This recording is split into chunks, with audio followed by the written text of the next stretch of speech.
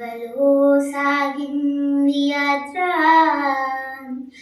కరుణామయుని దయగల పాత్ర.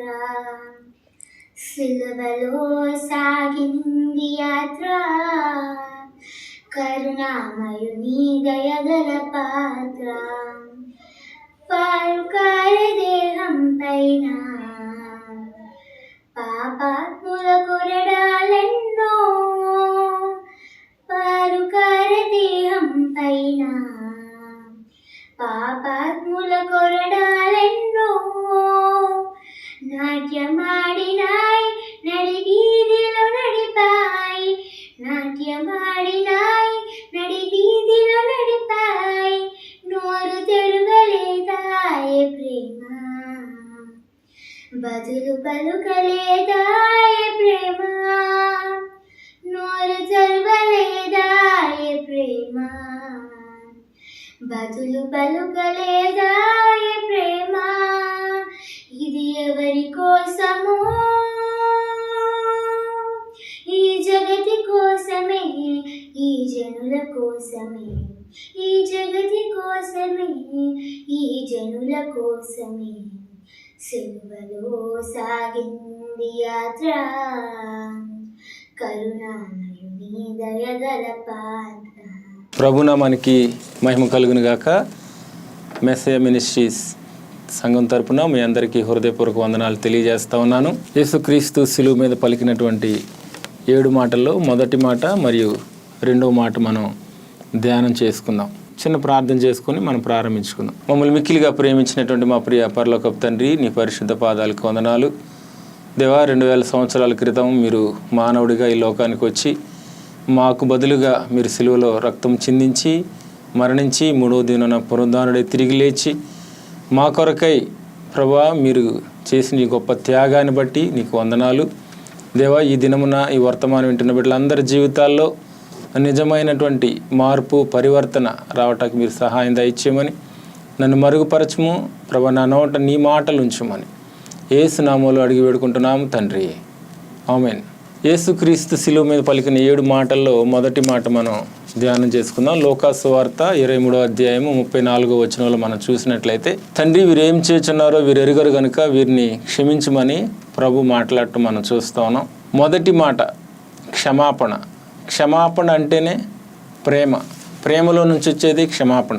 యేసు చెప్పిన 7 మాటలు మనం గమనించుకున్నట్లయితే 7 మాటలు మనం నిజంగా మన ఆత్మీయ జీవితానికి అనువదించుకున్నట్లయితే ఆత్మీయ జీవితానికి కావలసిన పరిపూర్ణమైన ఆహారం, ఆత్మీయ ఆహారం అనేది సంపూర్ణమైన ఆహారం 7 మాటల్లో మనకు దొరుకుతుంది.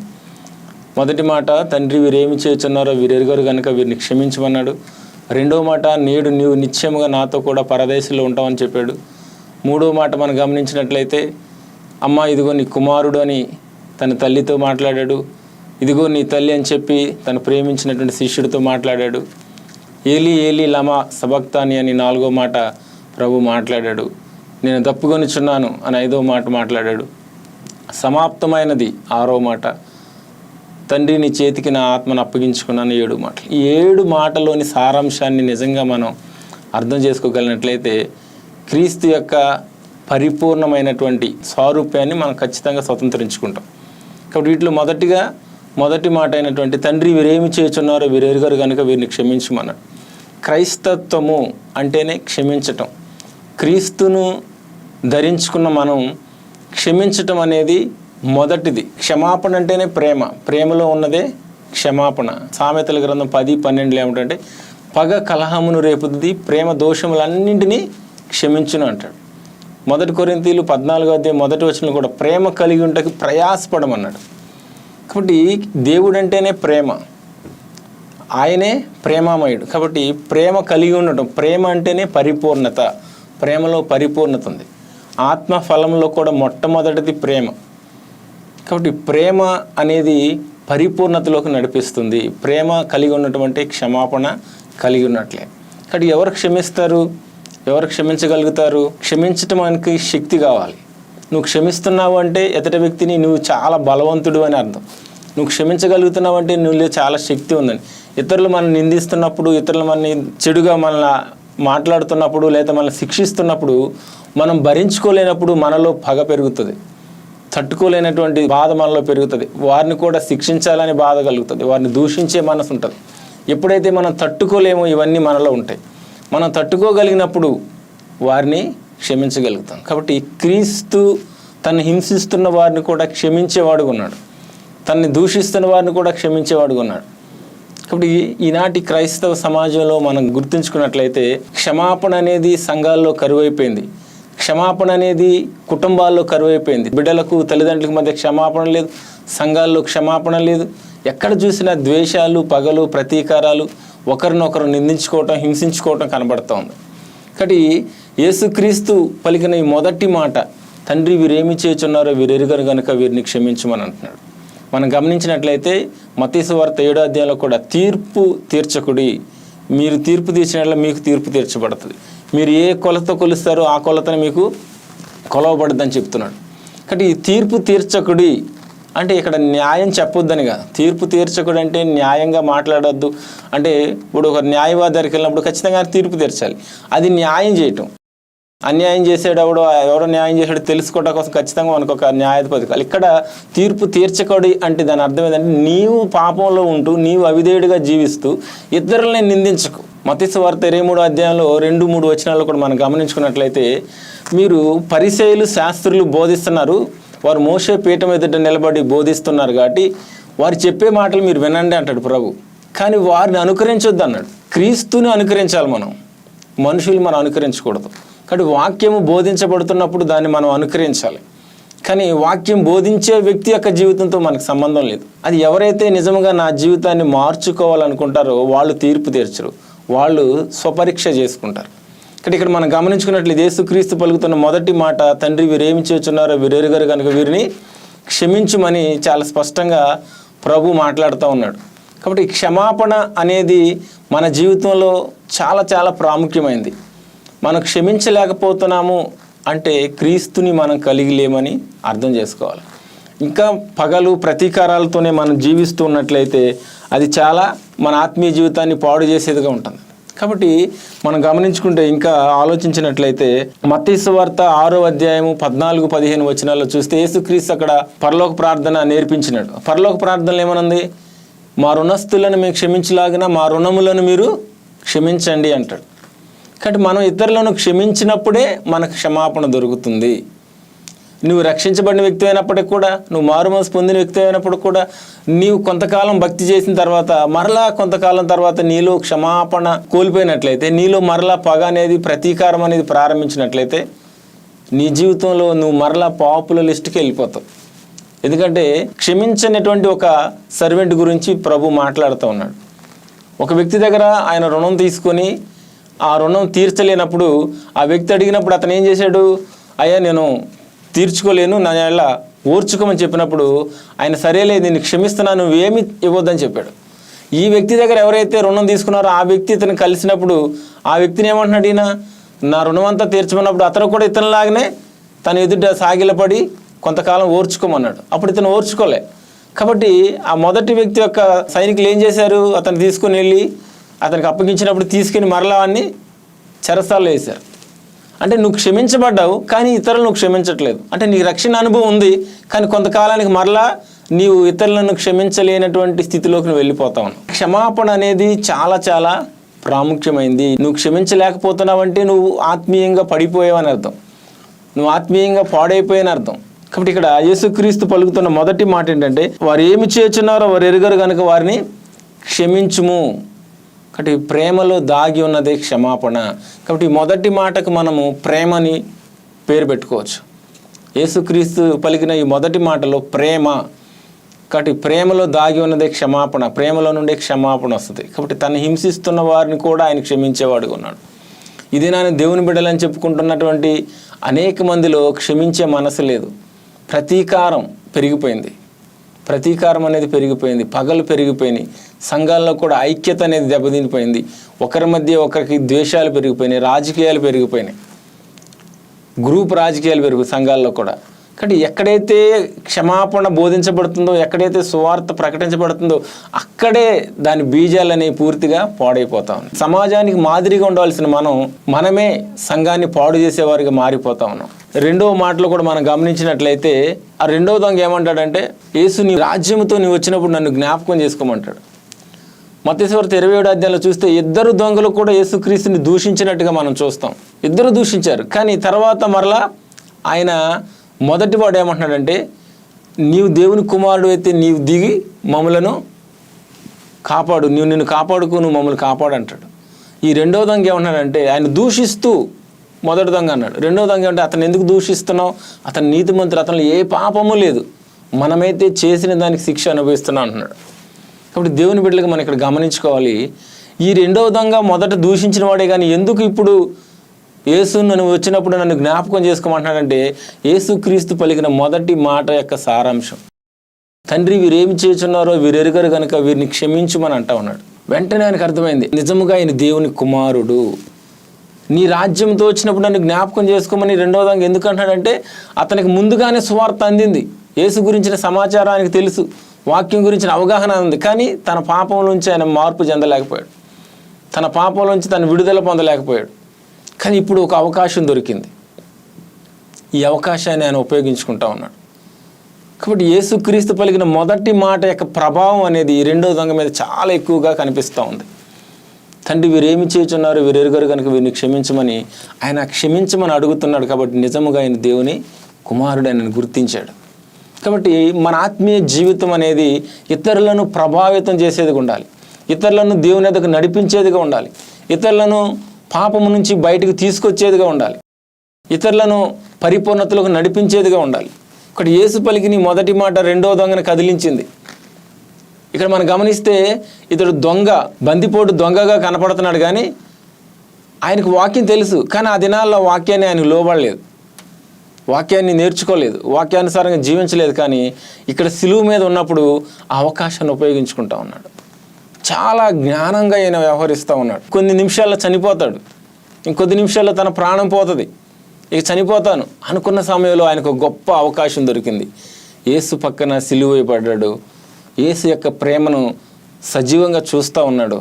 నిజంగా మనం గమనించుకున్నట్లయితే యేసుక్రీస్తు సిలువలో రక్తం చిందిస్తూ ఆ సిలువ త్యాగము, నిజముగా సిలువ సర్వమానవాళి కొరకు జరుగుతున్నటువంటి ఆ యొక్క రక్షణ కార్యం అక్కడ జరుగుతూ ఉంది. నాకు తెలిసి ఈ రెండో దొంగ మొట్టమొదట యేసుక్రీస్తు యొక్క రక్తంలో తన పాపములు కడుక్కున్నవాడు అయి ఉంటాడు. ఎందుకంటే ఆ సిలువ మీద యేసుక్రీస్తు మాట్లాడుతుండగానే ఆయన రక్తం కారుతున్న సమయంలోనే ఈ దొంగ అడుగుతున్నాడు, అయ్యా నీవు వచ్చినప్పుడు నన్ను జ్ఞాపకం చేసుకోమంటా ఉన్నాడు. కాబట్టి ఈ గొప్ప అవకాశం మనం బైబిల్ గ్రంథంలో చూస్తే గొప్ప జ్ఞాని ఎవరో సొలొమోను దగ్గరికి దేవుడు 2 పర్యాయములు ఆయన వచ్చి గద్దించాడు, నువ్వు చేస్తున్నటువంటి ఈ విగ్రహారాధన మానేసాయి, ఈ అపవిత్రమైన కార్యాలు నువ్వు మానివేసావని చెప్పి మొదటి రాజులు 11వ అధ్యాయం 9వ వచనం మనం చూసినట్లయితే అక్కడ 2 పర్యాయాలు దేవుడు ఆయన గద్దించినట్టుగా చూస్తున్నాం. కానీ ఆయన దానిలోని మార్పు చెందలేదు. దేవుడే 2 సార్లు ప్రత్యక్షమే సొలొమోనుతో చెప్పినా దాన్ని మానుకోలేకపోయాడు. కానీ ఇక్కడ దొంగగా ఉన్నటువంటి ఈ వ్యక్తి తన జీవితంలో వచ్చినటువంటి ఆఖరి అవకాశాన్ని సద్వినియోగపరుచుకొని ఆ రోజే దేవుని యొక్క నిత్యత్వంలోకి వారసుడైపోయాడు. ఇప్పుడు మనం గమనించినట్లయితే ఎందుకు ఆయనకు అవకాశం దొరికింది అంటే తన తప్పును ఆయన స్పష్టంగా తెలుసుకున్నాడు. నిజమైనటువంటి పశ్చాత్తాపం కనబడుతుంది ఆయనలో. మనమైతే ఈ శిక్షకు పాత్రులమే, ఇతరులలో ఏ దోషము లేదు అంటున్నాడు. కాబట్టి దేవుని బిడ్డలుగా మనం గమనించుకోవాల్సిన విషయం అంటే నిజమైన పశ్చాత్తాపం నీకు వచ్చినప్పుడే నీకు క్షమాపణ దొరుకుతుంది, నిజమైనటువంటి పరివర్తన నీకు వచ్చినప్పుడు నీకు క్షమాపణ దొరుకుతుంది. 51వ కీర్తన 17వ వచనం చూస్తే విరిగి నలిగిన హృదయాన్ని ఆయన అలక్ష్యం చేయడు.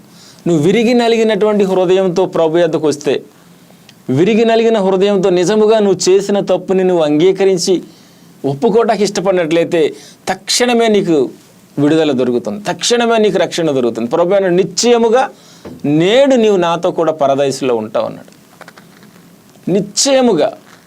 కాబట్టి ఈ దినాన్ని ఎందుకు అనేక మంది రక్షణ ఆనందాన్ని అనుభవించలేకపోతున్నారంటే వారి జీవితంలో నిజముగా పశ్చాత్తాపం రావట్లేదు. తను చేసిన తప్పును బట్టి నిజముగా తను పశ్చాత్తాపడి నేను మార్పు చెందాలని ఆశించట్లేదు. అందుకే 50వ కీర్తనలో కూడా 17వ వచనంలో చూస్తే దిద్దుబాటు నీకు అసహ్యం కదా అంటున్నాడు. అనేకులకు దిద్దుకోవటం ఇష్టం లేదు. ఈ మొదటి దొంగకి దిద్దుకోవటం ఇష్టం లేదు. వాడికి ఇంకా పాప జీవితంలోనే జీవించాలి, ఇంకా బందిపోటు దొంగగానే బ్రతకాలి, ఇంకా ఈ లోకంలో ఉన్నది ఏదో సంపాదించుకోవాలి. అరే కొద్ది నిమిషాల్లో నేను చనిపోబోతున్నాను, నా జీవితానికి ఒక రక్షకుడు దొరికాడు, రక్షకుడు పక్కనే నేను కూడా సిలువ వేయబడి ఉన్నాను, ఈ అవకాశాన్ని నేను ఉపయోగించుకుందాను లేకుండా ఇంకా లోకంలో జీవించాలనేటువంటి తపన అతనిలో కనపడుతుంది. కానీ రెండవ దొంగలో మాత్రము నిజమైనటువంటి పరివర్తన కనపడతా ఉంది. నిజముగా పశ్చాత్తాపడుతున్నాడు. అయ్యో అతను ఎందుకు దూషిస్తా ఉన్నావు, మనకి శిక్ష తగిందే, ఇతను నీతిమంతుడు అని చెప్పి అయ్యా నీ వచ్చినప్పుడు నన్ను జ్ఞాపకం చేసుకోమంటా ఉన్నాడు. కాబట్టి నిజమైనటువంటి పశ్చాత్తాపం నీలో జరిగినప్పుడు వెంటనే నీకు క్షమాపణ దొరుకుతుంది. ఆ క్షమాపణ దొరికిన వెంటనే నీలో రక్షణ, ఆనందం, సంతోషం, సమాధానం నీలో కలుగుతుంది. కాబట్టి ఈ దినాన చాలామందికి రక్షణ అంటే అది ఊహాజనితంగా అనుకుంటా ఉన్నారు. అంటే రక్షణ అంటే నేను దేవుని దగ్గరికి వెళ్ళాను, ఏదో ఒప్పేసుకున్నాను. నీలో క్రియాపూర్వకమైన మార్పు నీకు కలగాలి. నువ్వు తప్పులు ఒప్పుకున్నప్పుడు నిజముగా నీకు విడుదల పొందుకున్న అనుభవం నీకు రావాలి. నీలో తిరిగి ప్రేమ రావాలి. అందుకే జక్కయ్య దగ్గర మనం చూసినట్లయితే, జక్కయ్య ఎప్పుడైతే యేసుక్రీస్తుని అంగీకరించి ఇంటికి తీసుకొని వచ్చాడో, జక్కయ్య ఏమంటా ఉన్నాడు? లోకాసువార్త 19:8 నుండి మనం చూసినట్లయితే జక్కయ్య నిలవబడి, అయ్యా నా ఆస్తిలో సగభాగం పేదలకు ఇస్తాను, ఎవరి దగ్గర అన్యాయంగా తీసుకుని వారికి 4 అంతలు ఇచ్చేస్తాను అన్నాడు. కాబట్టి క్రియాపూర్వకమైన మార్పు, ప్రేమ అనేది ప్రారంభమైంది జక్కయ్యలో. అప్పటి వరకు పేదలు ఉన్నారు ఆయన చుట్టూ, కానీ ఎవరికి ఆయన రూపాయి ఇచ్చింది లేదు, ఎవరికి సహాయం చేయాలి. ఇంకా తనకు ఉన్నదానికంటే ఇంకెక్కువ సంపాదించుకున్నాడు, ధనాపేక్ష పరుడుగా ఉన్నాడు. కాబట్టి ఎప్పుడైతే క్రీస్తు తన హృదయంలోనికి వచ్చాడో ప్రేమ ప్రారంభమైంది. కాబట్టి యేసే ప్రేమ, క్రీస్తే ప్రేమ, యేసంటేనే ప్రేమ. కాబట్టి ఆయన ప్రేమామయుడు. కాబట్టి ఆయన తండ్రి వీరేమి చేస్తున్నారో వీరెరుగరు కనుక వీరిని క్షమించమన్నాడు. ఆ మాదిరి అయినటువంటి జీవితాన్ని ఎప్పుడైతే ఈ రెండవ దొంగ చూస్తూ ఉన్నాడో అప్పుడు ఆయనకు అర్థమైంది, నిజముగా ఈయన దేవుని కుమారుడు, నిజముగా ఈయనే లోక రక్షకుడు అని గుర్తించాడు. కాబట్టి ఈ దినాన క్రైస్తవుడిగా జీవిస్తున్నటువంటి నీ జీవితం, ఒక విశ్వాసకు ఉన్నావా, ఒక సేవకుడిగా ఉన్నావా, నువ్వు ఏ స్థితిలో ఉన్నప్పటికి కూడా నీ మాదిరి అయిన జీవితం ఇతరులని ప్రభావితం చేసేదిగా ఉంటుంది ఖచ్చితంగా. నువ్వు నిజముగా మార్పు చెందినట్లయితే, పరివర్తన చెందినట్లయితే నీ జీవితం ఇతరులని దేవుని వద్దకు నడిపిస్తుంది. నీ జీవితాన్ని చూసిన వారు ఖచ్చితంగా పరివర్తన చెందుతారు. నీలో నిజముగా క్షమాగుణం ఉన్నట్లయితే, నిజముగా నీలో క్రీస్తు ఉన్నట్లయితే ఖచ్చితంగా ఇతరులు నిన్ను చూసి మార్పు చెందుతారు. ఈ రెండో దొంగ అలాగే మార్పు చెందాడు. అయ్యా నన్ను జ్ఞాపకం చేసుకోమంటా ఉన్నాడు. మొదట అతను కూడా దూషించాడు, ఇద్దరు దూషించినట్లుగా మనం చూస్తాం. కానీ ఎందుకు ఇతను మరలా మార్పు చెందాడు, ఎందుకు పరివర్తన చెందాడంటే యేసు పలికిన మొదటి మాట అతని జీవితాన్ని ప్రభావితం చేసింది. అరే ఎంత హింసిస్తున్నారే, సిలువ వేశారు, అయినా ఎందుకు క్షమించమని ఎందుకు అంటున్నాడు, ఎందుకు క్షమాపణ అడుగుతున్నాడు, తండ్రిని క్షమించమని ఎందుకు అడుగుతున్నాడు? ఇతనే నిజముగా దేవుని కుమారుడు అంటే, ఇతనే నిజంగా మెస్సయ్య అయి ఉంటాడు, ఇతనే ఆ లోక రక్షకుడు అయి ఉంటాడు, ఆయన మరలా తిరిగి వస్తాడని చెప్పారు, ఈయన వస్తాడు ఖచ్చితంగా. కాబట్టి అప్పుడు వచ్చినప్పుడు నన్ను జ్ఞాపకం చేసుకోయ్యా, నిజంగా నేను దుర్మార్గునయ్యా, నిజంగా నేను ఒక దొంగనయ్యా, మోసగాడయ్యా, నేను అనేకుల జీవితాలని దోచుకున్నానయ్యా, నన్ను క్షమించని నిజమైనటువంటి పరివర్తన కలుగుతుంది. ఇక్కడ జక్కయ్య జీవితంలో కూడా మనం చూసినట్లయితే జక్కయ్య కూడా ఏమంటున్నాడు, అయ్యా నేను ఎవరైతే అన్యాయంగా తీసుకుని వారికి 4 అంతలు ఇచ్చేస్తాను అంటున్నాడు. ఇప్పుడు ధనాపేక్ష వెళ్ళిపోయింది, లోకం మీద ఆశ పోయింది. ఈ దినాన్ని మనం గమనించినట్లయితే సేవకుల యొక్క బోధ, అనేక సంఘాల్లో వస్తున్న బోధ చూస్తే ఏ ఆశలు లేని వాళ్ళకి అనేక ఆశలు కల్పిస్తూ ఉన్నారు. అంటే సంతృప్తిగా ఉన్నవాడు కూడా వాడిని పాడు చేస్తూ ఉన్నారు. దేవుని నమ్ముకుంటే నీకు సమస్తం బంగారం, వెండి, సమస్తం లోకం అంతా నీకే వచ్చేస్తుంది అంటే లేని కోరికలను తీసుకొస్తూ ఉన్నారు. నిజముగా క్రీస్తు నీలోకి వస్తే సంతృప్తిని కలుగుతుంది. సంతుష్టి సహితమైన దైవభక్తి గొప్ప లాభసాటి అంటాడు. కాబట్టి ఇక్కడ జక్కయ్యలో సంతృప్తి కలుగుతుంది, ఎంతో ఆస్తి ఉంది, ఎంతో ఐశ్వర్యం ఉంది, చాలా డబ్బు ఉంది. కానీ ఏమన్నాడు, సగము పేదలకి ఇచ్చేస్తానయ్యా. ప్రేమ ప్రారంభమైంది, నిజమైన ప్రేమ స్టార్ట్ అయింది. సొంత బంధువులు, రక్త సంబంధులు, నీ తోటివారు ఇబ్బందుల్లో ఉంటే నీవు సహాయం చేయగలిగి ఉండి కూడా ఎంతోమందికి చేయకుండా ఉంటున్నారు. చాలామంది సేవకు సహకరించిన వారుగా ఉంటా ఉన్నారు, పరిచర్యకు సహకరించిన వారుగా ఉంటా ఉన్నారు. అదే నీ సొంత వాళ్ళే, నీ రక్త సంబంధికి నువ్వు ముఖం తెప్పొద్దని వాక్యం చెప్తా ఉంది. కాబట్టి ప్రేమ లేదు, ఎందుకంటే క్రీస్తు నీలో లేడు. జక్కయ్య అన్నాడు, నేను నా సగ ఆస్తి అంతా కూడా పేదలకు ఇచ్చేస్తానయ్యా. అందుకే ప్రభు అన్నాడు, నేడు ఇంటికి రక్షణ వచ్చింది. కాబట్టి క్రియలలో మార్పు నీలో కనపడకపోతే ఆ రక్షణ ఉట్టిదే. ఆ రక్షణ ఉట్టిదే. నీ క్రియల్లో మార్పు కనపడాలి. నీ మాటల్లో మార్పు కాదు, క్రియలలో కనపడాలి. కాబట్టి ఈ జక్కయ్య అన్నాడు, నా ఆస్తులు సగభాగము ఇచ్చేస్తున్నాను. ఎవని యొద్ద అన్యాయంగా తీసుకున్నాడు. చూడు ఎంత యథార్థంగా మాట్లాడుతున్నాడు. నేను అన్యాయస్తున్నని చెప్తున్నాడు. ఈ దినాన మనం అనేక సాక్ష్యాలు చూస్తాం, స్వస్థత సాక్ష్యాలు చూస్తాం, అద్భుతాల సాక్ష్యాలు ఎన్నో వింటూ ఉంటాం. కానీ మనం చాలా అరుదుగా ఇప్పుడు విననటువంటి సాక్ష్యాలు ఏంటంటే రక్షణ సాక్ష్యాలు కరువు అయిపోయినాయి. ఇల్లు కొనుక్కున్నానని సాక్ష్యం చెప్తారు, కారు కొనుక్కున్నానని సాక్ష్యం చెప్తారు, పెళ్ళయిందని సాక్ష్యం చెప్తారు, పిల్లలు పుట్టారని సాక్ష్యం చెప్తారు. అనేక సాక్ష్యాలు ఉంటాయి. వాస్తవానికి ఇవన్నీ జరిగిన వారి జీవితాల్లో, దేవుని దగ్గరకు వచ్చారు, వారి జీవితంలో దేవుడు చేశాడు. కానీ ఎవరు కూడా దేవుడు నన్ను మార్చాడు, నా బ్రతుకు మారింది అని చెప్పి సాక్ష్యాలు మనం చాలా అరుదుగా వింటూ ఉంటాం. ఎందుకనంటే వారి జీవితంలో వివాహం అయింది వాస్తవమే, ఇల్లు కొనుక్కున్నది వాస్తవమే, ప్రమోషన్ వచ్చింది వాస్తవమే, అన్నీ జరిగినాయి. కానీ వారి జీవితంలో ఏం జరగలేదంటే మార్పు జరగలేదు, పరివర్తన జరగలేదు, క్రీస్తుని సురక్షకునిగా అంగీకరించలేదు. పిమ్మట ఆయన ఏ పట్టణాల్లో విస్తారమైన అద్భుతాలు ఆశ్చర్యకారాలు జరిగించాడో ఆ పట్టణస్థులు మారు మనసు పొందకపోవడం చూసి వారిని అలా గద్దించాడని ఉంది.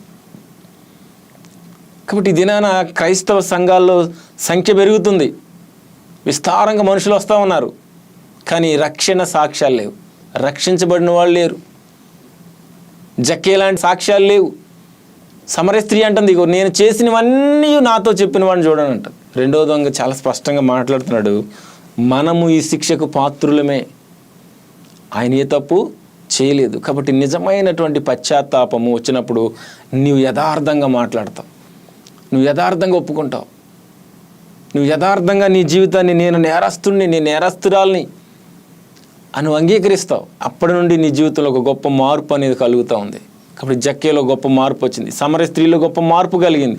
ఆమె కుండ విడిచిపెట్టి పరిగెత్తుకొని ఆ సమరయ ఊరిలోకి వెళ్ళి, నేను చేసినవన్నీ నాతో చెప్పినవాడు మెస్సయ్యగాడా అని ఆమె ప్రకటిస్తారు ప్రారంభించింది. కాబట్టి రక్షించబడినవాడు ప్రకటిస్తాడు. రక్షించబడినవాడు ప్రాముఖ్యంగా తను చేసినవన్నీ నాతో చెప్పాడు అంటుంది అక్కడ. అంటే తన జీవితాన్ని దాచుకోవట్లేదు. ఈ దినాన్ని అనేక మంది దాచుకుంటున్నారు జీవితాన్ని.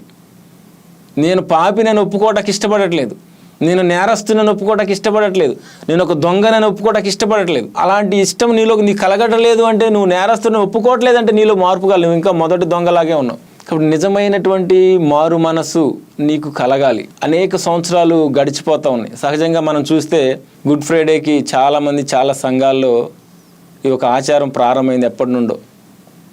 ఒకప్పుడు కేవలం క్యాథలిక్ సంఘాలకే ఉండేది, ఇప్పుడు ప్రొటెస్టెంట్ సంఘాల్లో కూడా వచ్చేసింది. 40 రోజులకే పరిమితం అయిపోయింది. ఒక ఆచారాన్ని, ఒక క్రొత్త ఆచారాన్ని మనుషులు తీసుకొస్తూ ఉన్నారు. ప్రార్థించుకోవటం తప్పు లేదు, ఉపవాసం ఉండడం తప్పు లేదు, సంఘంగా కూడుకోవటం తప్పు లేదు. కానీ అప్పటి వరకే, అప్పుడే ఏదో గొప్ప భక్తి చేస్తున్నట్టుగా అప్పటికే పరిమితం అయిపోతున్నారు కొంతమంది. ఒకటి ఆచారమైనటువంటి దాని నుండి బయటకు రావాలి. క్రొత్త ఆచారాలు, లేని ఆచారాలు, బైబిల్ నేర్పనటువంటి ఆచారాలు మనకు అవసరం లేదు. పరిసైడ్ అంటాడు, నేను వారానికి 2 పర్యాలు ఉపవాసం ఉంటున్నాను, నేను దశంభాగం ఇస్తున్నాను అంటున్నాడు. కానీ అతడు పరలోక రాజ్యానికి వారసుడు కాదని ప్రభు చెప్తూ ఉన్నాడు. కాబట్టి నిజమైనటువంటి ఒప్పుకోలు నీ జీవితంలో లేనప్పుడు నువ్వు నేరస్తుడివి, నేరస్తురాలు అని నీలో ఉన్న పాపాన్ని నువ్వు గుర్తించలేనంతకాలం వరకు నీ ఉపవాసాల వల్ల నీకు ఏ ప్రయోజనం ఉండదు. జక్కయ్య అందరి ఎదురు నిలబడి చెప్తున్నాడు, నేను ఎవరి దగ్గర అన్యాయంగా తీసుకున్నాను. రక్షించబడిన నీ జీవితంలో నువ్వు ఎంతమంది క్షమాపణ అడిగావు? నీ జీవితంలో ఎంతోమందిని నీ మాటల ద్వారా బాధ పెట్టుంటావు, నీ ప్రవర్తన ద్వారా బాధ పెట్టుంటావు, నువ్వు గాయపరిచుంటావు, ఎంతమందికి నువ్వు అన్యాయం చేసి ఉంటావు, ఎంతమందితో నువ్వు సమాధాన పడ్డావు. ఈ దొంగ సిలువలో ఉండి సమాధాన పడుతున్నాడు, సిలువలో ఉండి సమాధాన పడుతున్నాడు, సిలువలో ఉండి దొంగ సమాధాన పడుతున్నాడు. కాబట్టి దేవుని బిడ్డలుగా మనం జ్ఞాపకం చేసుకోవాలి. మొదటి మాటలో క్షమాపణ, దేవుడు క్షమాపణ, ప్రేమ అంటేనే క్షమాపణ. కాబట్టి ప్రేమలో క్షమాపణ ఉంది. మనము క్షమించలేకపోతున్నామంటే క్రీస్తు మనలో లేడు. ఈ మొదటి మాట యొక్క ప్రభావమే ఈ రెండో మాటకు ఆధారమైంది. తండ్రి వీరేమి చేస్తున్నారు, దేవా నన్ను జ్ఞాపకం చేసుకోమన్నాడు. కాబట్టి మన యొక్క ఆత్మీయ జీవితం ఇతరులను ప్రభావితం చేయాలి. యేసు యొక్క ఆ మొదటి మాట రెండవ దొంగని ప్రభావితం చేసింది. అయ్యా నన్ను జ్ఞాపకం చేసుకున్నాడు. కాబట్టి దేవుని బిడ్డలుగా మనం ఒకసారి మనం జ్ఞాపకం చేసుకోవాలి. ఎలాంటి స్థితిలో నీవు ఉన్నావు? ఆచారబద్ధమైనటువంటి క్రైస్తవ జీవితంలోనే జీవిస్తున్నావా? నిజముగా పరివర్తన చెందిన అనుభవంలోకి నువ్వు వచ్చావా? ఒక్కసారి మనం ఆలోచించుకోవాలి. కాబట్టి రెండవ దొంగలు వచ్చిన పరివర్తన నీ జీవితంలో రాకపోయినట్లయితే, జక్కే జీవితంలో వచ్చిన మార్పు నీ జీవితంలో రాకపోయినట్లయితే, సమరయ స్త్రీలో వచ్చిన మార్పు నీ జీవితంలో రాకపోయినట్లయితే దానివల్ల ఎలాంటి ప్రయోజనం లేదు.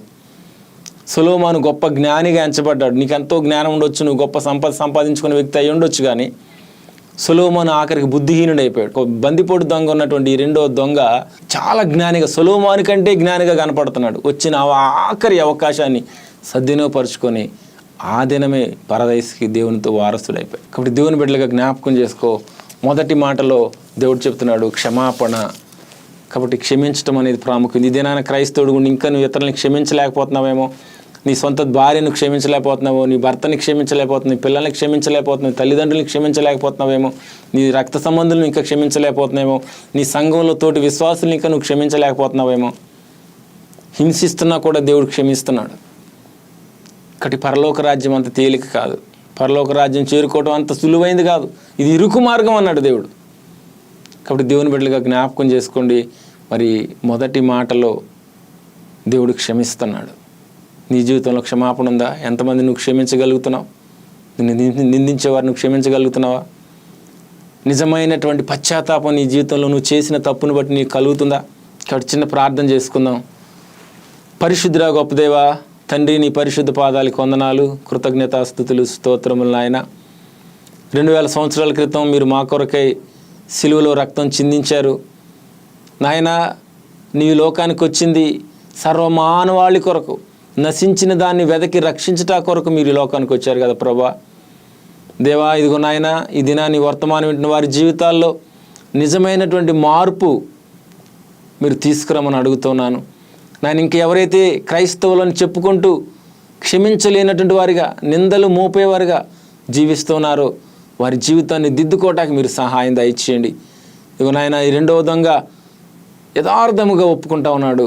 అయా, నీవు వచ్చినప్పుడు నన్ను జ్ఞాపకం చేసుకో, ఈ శిక్షకు నేను కారకునే అని తన పాపమును ఒప్పుకుంటా ఉన్నాడు. నిజమైనటువంటి పశ్చాత్తాపం. ఈ వాక్యం చూస్తున్న నీ జీవితంలో నిజంగా ఇప్పటికీ నువ్వు పశ్చాత్తాపడకుండా నీ తప్పుల విషయంలో నువ్వు ఇంకా దాన్ని దాటవేసుకుంటూ జీవిస్తున్నట్లయితే దేవుడు నీతోనే మాట్లాడుతూ ఉన్నాడు. దేవుడు సూటిగా నీతోనే మాట్లాడుతున్నాడు. సంవత్సరాలు గడిచిపోతూ ఉన్నాయి, పండగలు గడిచిపోతూ ఉన్నాయి, అనేక వర్తమానాలు వింటూనే ఉన్నావు. ఒకవేళ దేవుడు ఈ దినాన నీకు ఆఖరి అవకాశమేమో, ఈ రెండవ దొంగ జీవితంలోకి ఆఖరి అవకాశం అది. కాబట్టి నీకు కూడా ఒక ఆఖరి అవకాశం దేవుడు ఇస్తూ ఉన్నాడు. నువ్వు అనుకోవచ్చు, నా ప్రాణమా తినుము తాగుము సుఖించుము అని ఆ యొక్క ధనవంతుడు అన్నప్పుడు, ప్రభా నీ రాత్రి నేను తీసుకున్నాను నీ ప్రాణాన్ని. నువ్వు రక్షించబడడానికి మరొక అవకాశాన్ని దేవుడు నీకు ఇస్తూ ఉన్నాడు ఈ దినాన. కాబట్టి నిజమైనటువంటి పశ్చాత్తాపంతో నీ జీవితాన్ని ఒప్పుకొని దిద్దుకోవటానికి ఇష్టపడినట్లయితే ఇప్పుడే నేడే దేవుడు నిన్ను రక్షించడానికి సిద్ధంగా ఉన్నాడు. నీ నేరమును ఎంచకుండా, నీ పాపమును ఎంచకుండా ప్రభువు నిన్ను రక్షించటానికి సిద్ధంగా ఉన్నాడు. కాబట్టి ఆ రెండో దొంగతో ప్రభు చెబుతున్నాడు, నిశ్చయముగా నీవు నాతో కూడా నేడే పరదేశంలో ఉంటావు అన్నాడు. కాబట్టి నిజమైన పశ్చాత్తాపం నీకు రక్షణ ఆనందాన్ని కలుగజేస్తుంది. నీ పాపమును ఒప్పుకోకుండా, నీ నేరాన్ని నువ్వు ఒప్పుకోకుండా నువ్వు ఎంతవరకు కప్పిపుచ్చుకుంటావో ఆ రక్షణ ఆనందాన్ని నువ్వు పొందుకోలేవు. క్రీస్తులో ఉన్న ప్రేమను నువ్వు రుచి చూడలేవు. ఆ రక్షణలో ఉన్నటువంటి సంతోషం, సమాధానం, విడుదల, ఆ దీవెన, ఆశీర్వాదాన్ని అనుభవించకుండా ఊహల్లోనే నీ జీవితం గడిపేసుకున్నావేమో. ఇది నాన్న నిజముగా నువ్వు నేరస్తులు అని ఒప్పుకున్నట్లయితే, అయ్యా నేను ఎవరి దగ్గర అన్యాయంగా తీసుకున్నానో వానికి 4 అంతలు ఇస్తాను. అన్యాయంగా నీ జీవితంలో ఏది జరిగిందో దాన్ని ఒప్పుకో, దిద్దుకో, సరి చేసేసుకో. సమరయ స్త్రీ అంటుంది, నేను చేసినవన్నీ నాతో చెప్పిన వాడు అన్నాడు. కాబట్టి తన జీవితాన్ని బద్దలు చేసింది, తన జీవితాన్ని కుండబద్దలు చేసినట్టు చేసింది. కాబట్టి నీ పాపముని నువ్వు ఒప్పుకో, సమాజం ఎదుట నీ సాక్ష్యాన్ని నువ్వు చెప్పుకోవాలా. దేవుడు నన్ను రక్షించడని, యేసు రక్షకుడని బోధించడం కాదు, యేసు రక్షకుడని అరవటం కాదు, యేసు నా జీవితాన్ని మార్చాడు, ఇతను మెస్సయ్య కాడా అని సమరయ స్త్రీ చెప్పగలిగినట్లు నువ్వు చెప్తే ఆ నిత్యత్వంలోకి నీకు అవకాశం దొరుకుతుంది. కాబట్టి నరకము నిత్యము ఉంటుంది, పరలోకము నిత్యం ఉంటుంది. కానీ నరకంలో భయంకరమైనది అదే రక్షణ అంటే. ఆ నరకంలో నుంచి విడుదల పొందడం కొరకే యేసు మన కొరకు సిలువలో రక్తం చిందించినాడు. కాబట్టి దేవుడి దినాన నిన్ను ప్రేమిస్తూ ఉన్నాడు.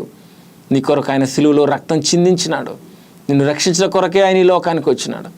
కాబట్టి దేవుడి దినాన ప్రేమతో మరొకసారి నీకు చెబుతున్నాడు, ఇది ఆఖరి అవకాశమేమో నీ జీవితంలో. ఒకవేళ ఎన్నోసార్లు వర్తమానాలు విని నువ్వు తప్పించుకున్నావేమో. అనేక సార్లు గద్దించినను లోబడిన వాడికి తుదకు వాడికి మరణం అని వాక్యం చెప్తా ఉంది. కాబట్టి దేవుడు నీతో మాట్లాడుతున్నాడు. ఈ అవకాశాన్ని నువ్వు సద్వినియోగపరచుకో. దేవుని దగ్గర ఒప్పుకో, దిద్దుకో, సరి చేసుకో, సమాధానపడు. ప్రభు నిన్ను క్షమిస్తాడు. నేడే ఇప్పుడే గొప్ప రక్షణ ఆనందాన్ని దేవునికి అనుగ్రహిస్తాడు. ఈ వాక్యం నుంచి బిడ్డలు ఎవరైతే హెచ్చరించబడ్డారో, ఎవరైతే సరి చేసుకుంటున్నారో, ఎవరైతే అవును నా జీవితంలో ఈ బలహీనతలన్నీ దిద్దుకోవాలని ఆశపడుతున్నారో వాళ్ళందరినీ మీరు దర్శించి పరిపూర్ణులుగా చేయమని, సంపూర్ణులుగా చేయమని యేసు నామములో అడిగి వేడుకుంటున్నాం తండ్రి. ఆమేన్.